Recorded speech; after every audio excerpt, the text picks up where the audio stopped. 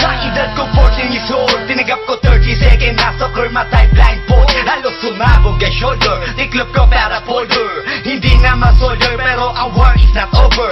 Aking burn ay forever, nasa magkabilang daliri. Mga tusok ng karayo, marka ng mananatili. Alam ko mali pero buhay ko dito naging makulay. Bala ang alay para sa aming mga kaaway. Ang mawali sa minamahal, ako'y nakahanda na. May tempo ang kalaban ng edad, ihihito na. Pero teka muna, ito ba'y katotohanan? Mabigat na katanungan, ano bang pinaglalaban? Na dahil ba sagang ang buhay mo'y sa sakripisyo? Kahit alam mo nga hastong nga kulungan ng nicho. Ang peligro at bata sa buhay namin ay likas. Bawat luwang papasak, bala ang katumba. Gusto mo ba na sumama sa aming mundo na madrama? At may halong lungkot at saya, at may kababala ang pagtubos sa sala ng iba. Ang kaligtasan sa isa't isa inasa. Yan ang buhay ng gangsta. Yan ang buhay ng gangsta. Buhay ng gangsta.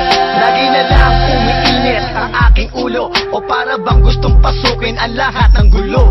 Ang pulo lumalabas pag pumutok na ang baril. Ang pagiging jig sa kalsada, yan ang aking papel. Ako ay laging gigil, kaya't minsan napapasaba sa away ng iba, kaya't heto't napapahama. Pero pag hinahamak, umiiral na ang puot. Kundi suntok, may tutumba na lang sa isang putok. Ito na ba ang sagot? Para masabi lang na G, hindi ko to pinili. Pero bakit nagsisisi ang tulad ko? Paano kung kunin mo na ako? Sino na lang titingin sa mga maiiwan ko? Kaya nagsusumamo, pakinggan aking dalangin. Ang tamang daan ay ituro mo sa akin, nang aking pamakita pagbukan liwayway. Darating din ang oras, kamay ko nang kumakaway. Gusto mo ba na sumama sa aming mundo na madrama? At may halong lungkot at saya, at may kababala ang pagtubos sa sala ng iba. Ang kaligtasan sa isa't isa inasa.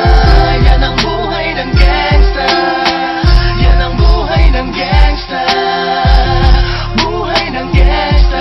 Mula noong 1998, buhay ko dito na ginugol. 12 anyos ang naro sa mga lesbo magpahabol. Naging kakaiba ang pananaw sa kaidaran. Pinangarap na lahat ng gang ay mapang-ibabawan. Habang di na alintana ang mga tao'y lumipas, tumandang walang tinapos, tila nagsayang ng oras. May mga tropang nangulungan at ibang di na lumutang. May mga nagbuwis ng buhay at naging pambayad utang. Ngunit tinuloy ko pa rin ang laban hanggang makilala ang pangalang OG Sacred, parang mayor ng Manila. Hinawakan ng korkwera, permanent at tubo. Tunay na ninong ng Velasquez at Rojas sa tundo, na ipagsabayan sa mga hamon, humantong man sa patayan. At walang tigil na putukan ng gante pag nalagasan. Ngunit isang katanungan ang naglalaro sa isip ko, ito ba ang buhay na dapat manahin ng panganay Gusto ko? mo ba na sumama sa